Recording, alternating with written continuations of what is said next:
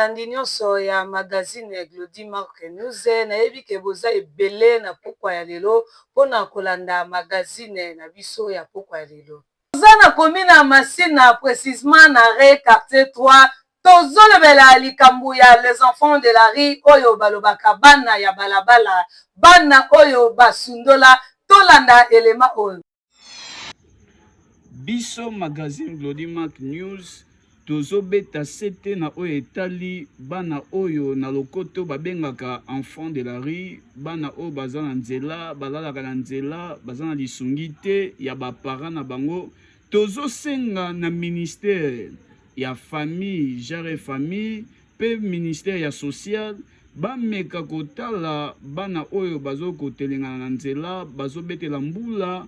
En tout cas, epesi pasi talande timona o zomona ke elongi na ye peut-être amoi na kolia te esengeli ministère ya social pe ya famille ba meka kotaela biso situation oyo epesi biso pasi na mitema. Magazine Glody Mark News esengi na autorité ya mboka pe président de la République Fachi Beton Mukwa Tombolo tosengi yo papa otela biso pe situation ya bana oyo na niveau ya banzela bazola na ba condition ya bien te biso magazine Glody Mark News tosengi kaka mboka na biso batela biso situation oyo. Toza na commune ya Kimbantseke précisément na Ré agence APEMI arrêt oyo ekenda basango de partout na ba voyageurs ba commerçants ba commerçantes oyo bayaka na mituka biloko bautaka nango na Bandundu Kikwiti de partout bayelaka biso masangu bayelaka biso mafuta bayelaka biso fufu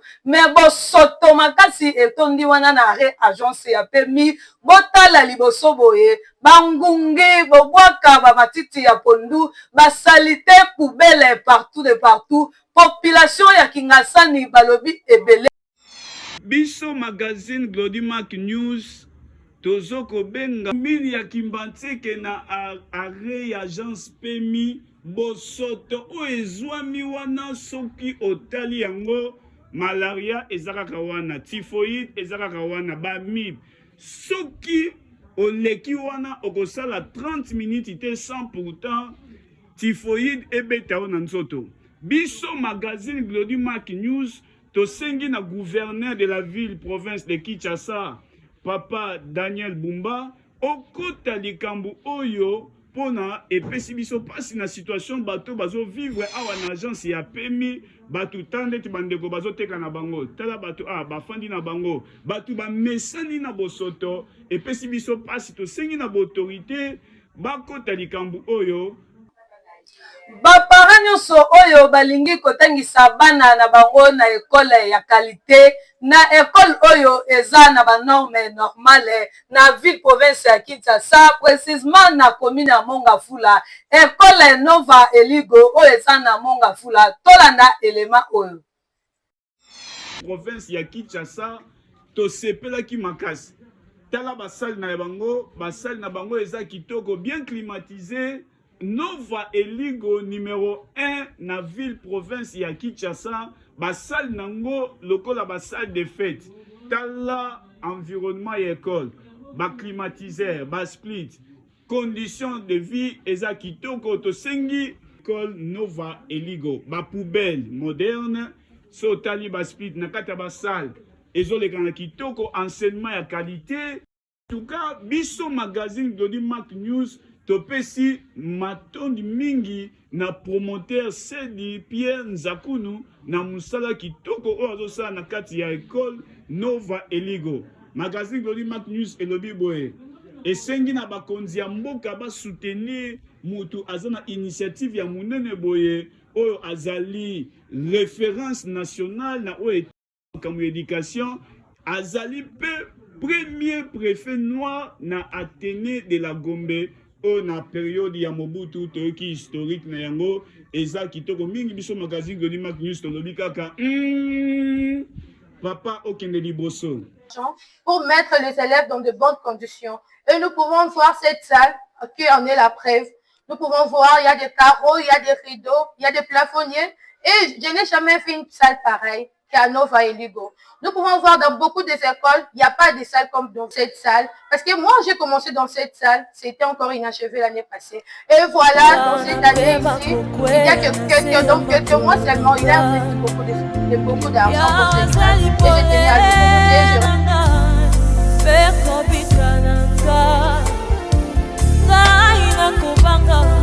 le sur l'avenue Wassalou, au quartier Masangambila, la commune de Mongafula, c'est là où se réside l'Athénée royale Nova Eligo.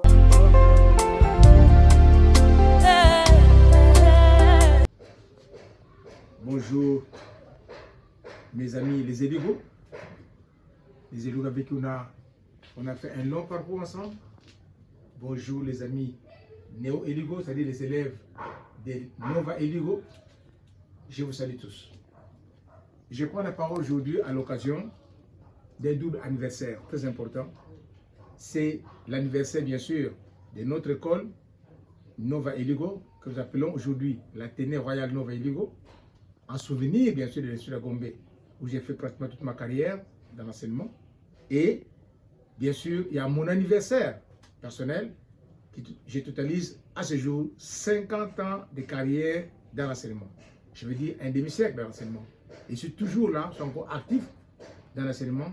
Et ce sont des dates, bien sûr, qui marquent l'histoire et dont il faut se souvenir à un moment donné. Et ce moment est arrivé. Nous allons, ce mercredi 24 septembre, dans la salle Naomi, ça fait ça Naomi, ici à Mongafula, nous allons célébrer, nous allons ouvrir l'année de 30 ans de Nova Eligo et de 50 ans de carrière du préfet Sedi Pierre Nzakonandousi.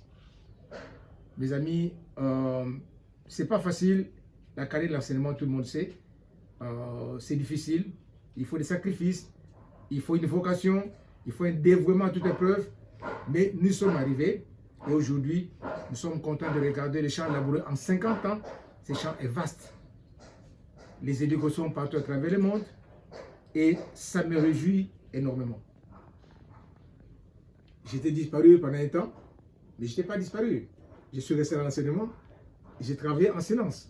Maintenant, me revoici et je suis là pour fêter avec des amis les 30 ans de l'école Nova Eligo que nous avons baptisé en souvenir de l'Athénée de la Gombe. Et c'est comme ce réunion sur Bandaki, l'Athénée royale Nova Eligo.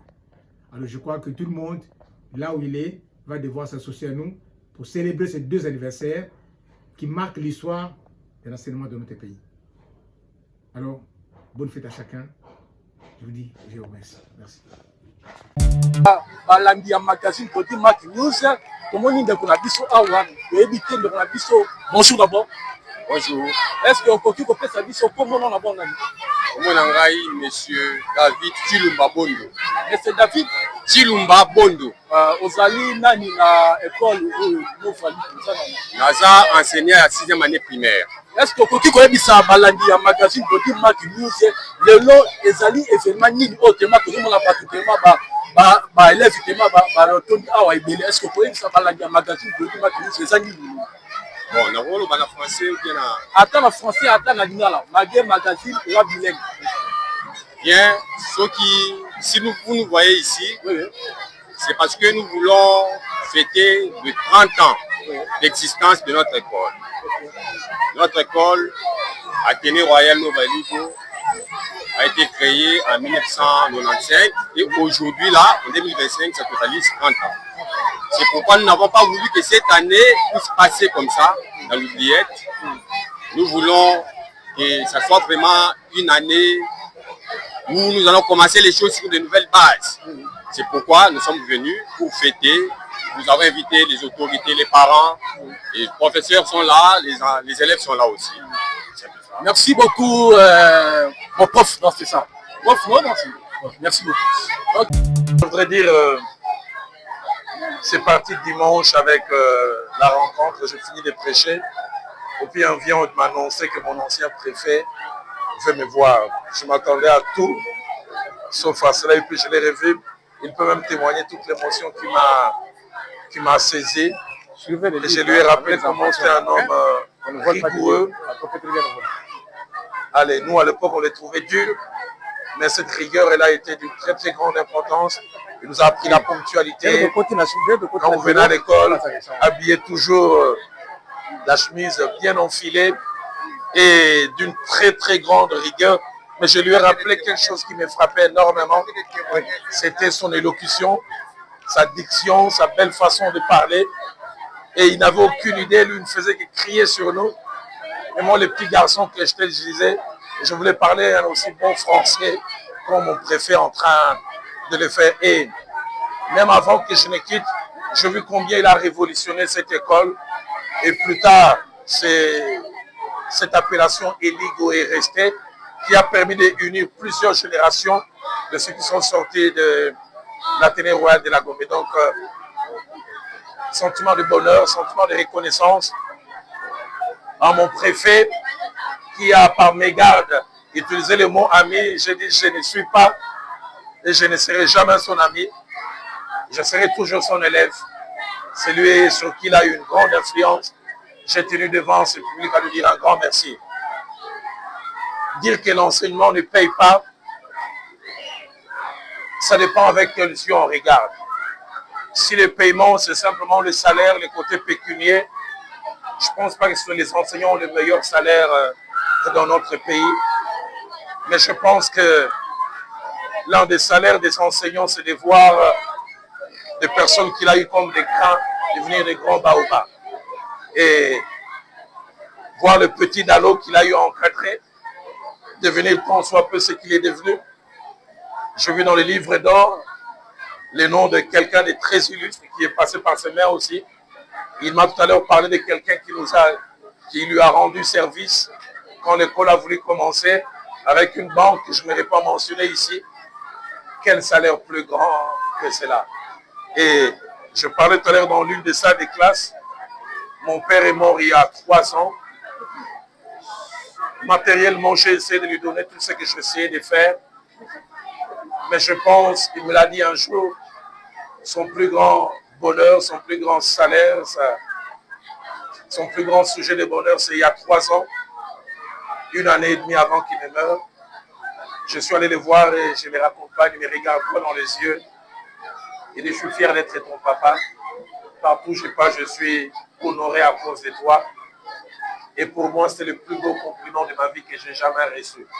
Et je veux voir ce papa heureux d'avoir planté en moi des choses et voir que ces choses lui reviennent. Donc pour moi, je pense que l'enseignement paye.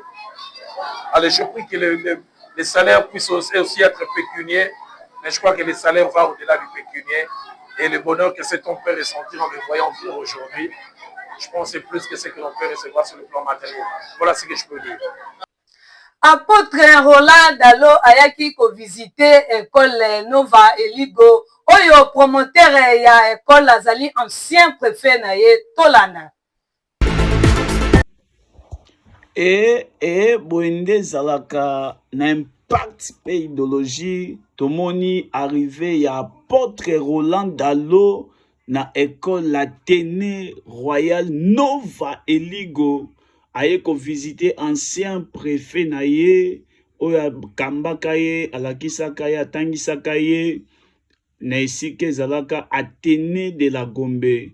Lelo apôtre Roland Dalo akiti na monga fula na impact pe idéologie ayambamaki pa promoteur Sedi Pierre Nzakunu azali référence nationale icône ya mboka Congo.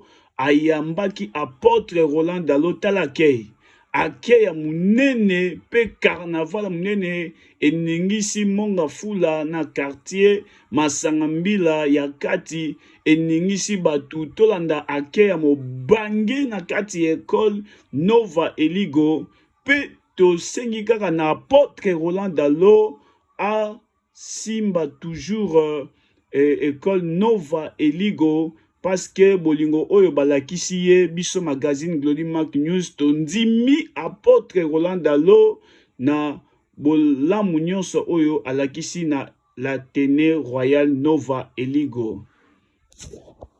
Les enfants, et nous. Oh. Les enfants, et nous. Les enfants, et nous. Ils ont quel âge les plus? 4 ans, 2 ans. Que Dieu soit béni. Je voudrais juste prier avec eux.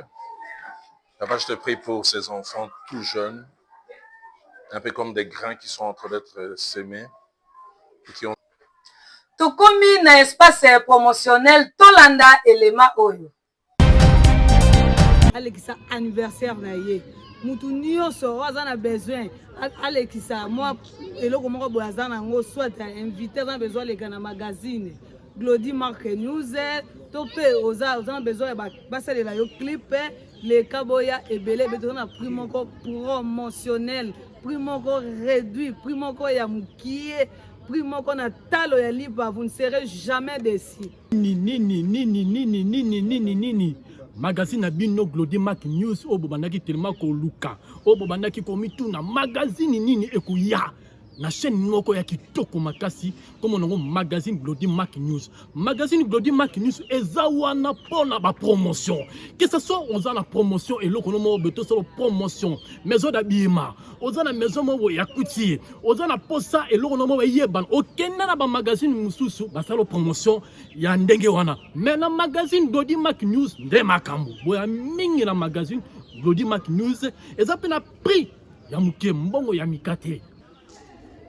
Biso pe ba pasteur, oza révérend pasteur, apôtre, évangéliste, oza ministre de Dieu, évêque, oza na église et réveil catholique protestante et ba confession religieuse nyonso na magazine Glody Mark News et fongoli biso ba porte. Isa moi eloko moko boye aza nango soit invité aza na besoin aleka na magazine Glody Mark News to mpe oza na besoin ya basalela yo clip leka boya ebele donc eza mbongo ya muke makasi donc na senga na bateau nyonso partout dans le monde entier boza teme belé boya mingi dans magazine Glody Mark News, que ça soit aux invité, que ça soit aux alliés députés, que ça soit aux alliés musiciens, que ça soit aux églises na yo, que ça soit aux na donc comment on dit donc aux na anniversaire na yo ozana nécrologie moko boyana ozana posa magazine Glody Mark News ele kisango expérimenté au bazana ba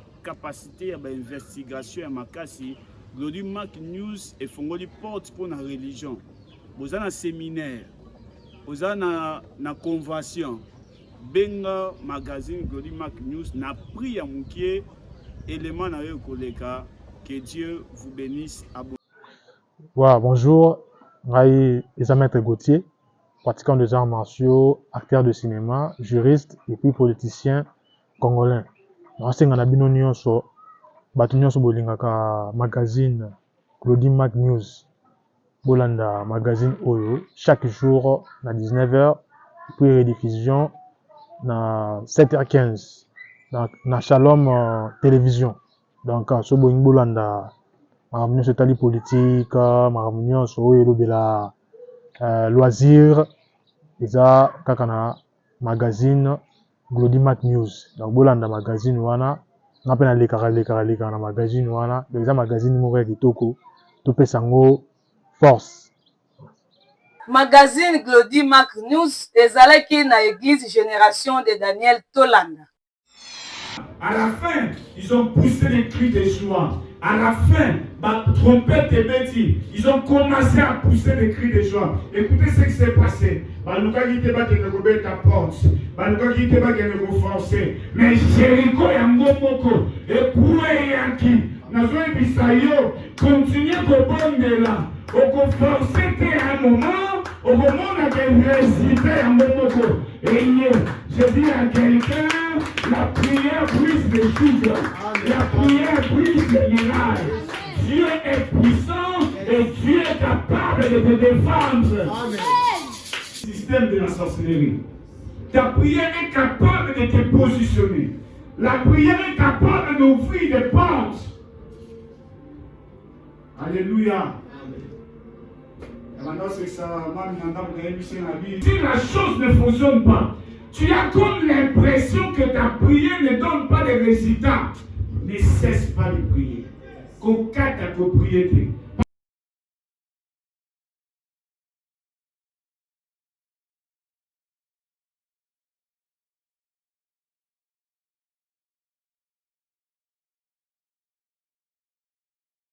tobengisi bino biso toza église génération de Daniel boya tosambela bino elongo bakiti na biso ezalaka dimanche mercredi vendredi biso toza église génération de Daniel baser frère oyo bazala na mposa kosambela na biso tobengisi bino toza bayembi tobengisi bino boya koyemba elongo na biso na église génération de Daniel. Bonjour bapapa baolandanga, bonjour bamama oyo baolandanga.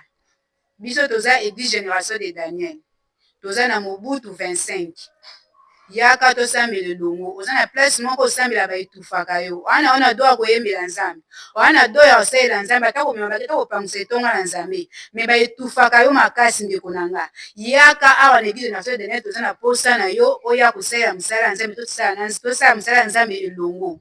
Bien aimé boya ebele oza na maladi ezotungisa yo oza na baproblème ebele mosala ya papa ozwaka solution na yango te maladi ezotungisa yo na ndako omonaka bisika kokende te église génération de Daniel ebengi yo ekambami epai ya paster prophète Christian Golo Kimpe ekambami epai na ye boya vraiment ebele kozala déranger te soki outi rond-point outi bakota Kingasani zwa transport oyo ezokende rond-point Ngaba soki okiti wana zwa oyo ezokende Matadi Kibala to mpe Ipene yebisa bango boye bokitisa nga na arrêt dépôt soki bakitisi yo tuna kaka avenue Mobutu numéro 35 toza wana okokuta biso toza ebele owumeli makasi na église oza wana baetufaka yo mosalela nzambe eza te me biso awa tobengi ozala mwana mokie mokolo tozobenga oyaka tosalela nzambe kaka na voix na oyo ya kitoko ozalaka nango kaka na voix na oyo ya mabe ozalaka nango tobengi oyaka tosalela nzambe elongo nzambe aza na posa mongongo na oyo ya kitoko wana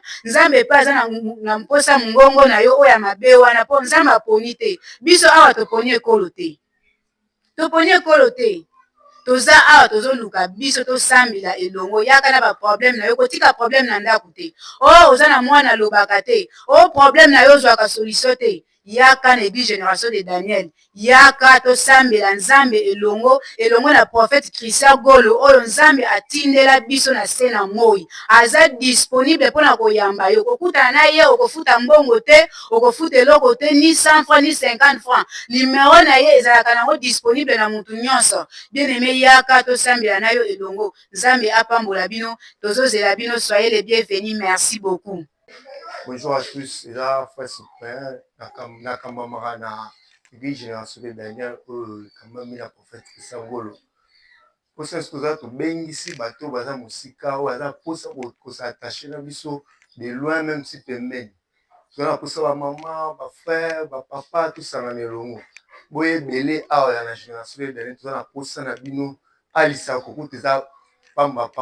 Fouti la mbongo te, pokutana professeur ofuta mbongo te yaka kaka kosambela biso tokoyamba bino soyez les bienvenus toza ebele toza kozela bino boya bino nyonso bapapa bamama bajeune toza na posa na bino neti nga jogo na bino eza mpe foi na kati église naa na posa bajogo bamusicien baya tosambela elongo na bino nzambe apambola bino napesi bino moi. Conférence internationale de jeunes filles babengisaki bana ya 4e humanité na école Nova Eligo.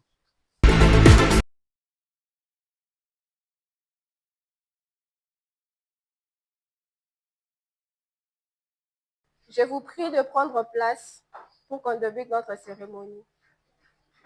Je m'appelle Immaculée Nkusuka Bamba, élève de Nova Eligo. Je suis en 4e des humanités littéraires. J'ai l'honneur de modérer cette activité organisée à l'occasion de la Journée internationale de la jeune fille. Sur ce, venons nous lever pour chanter l'hymne national. Debout, Congolais, unis dans l'effort pour l'indépendance. Restons nos fronts, longtemps courbés.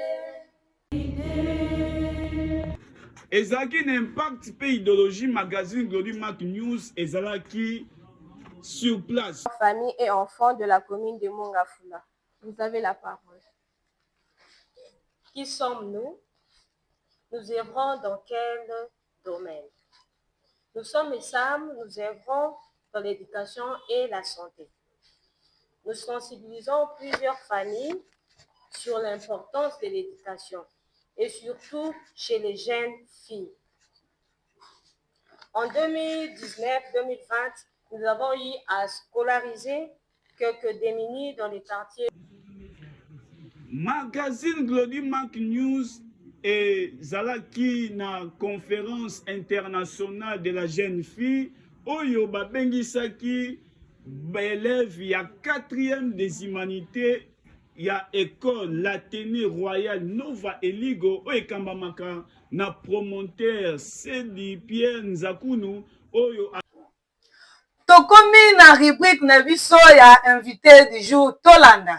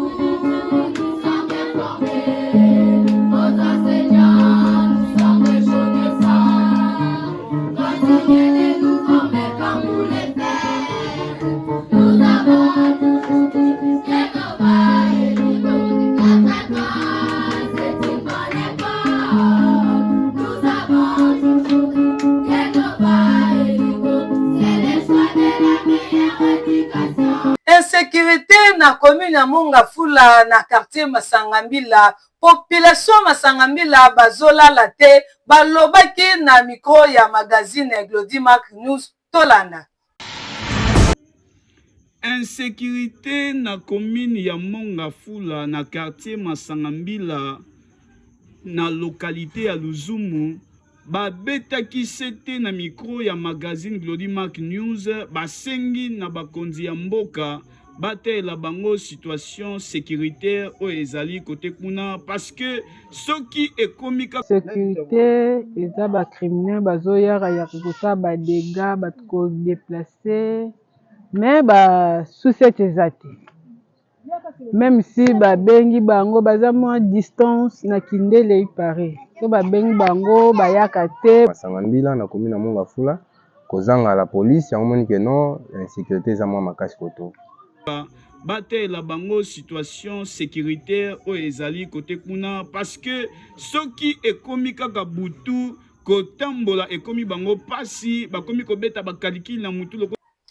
Tokomi na suka ya magazine Glody Mark News na yebi bozalaki ebele liboso ya baposte téléviseur na bino pona kolanda magazine oyo eza semoko magazine eza semoko magazine eza semoko oyo yo elandamaka partout na ville province ya Kinshasa na tondi bino botondi ebele bisika nyonso ezwami bino liboso ya caméra pe liboso ya micro eza wa bino journaliste Colette Matabwele la cadette de la presse congolaise. Nassima ya caméra eza Bongo le grand réalisateur et le PDG prophète Christian Golo.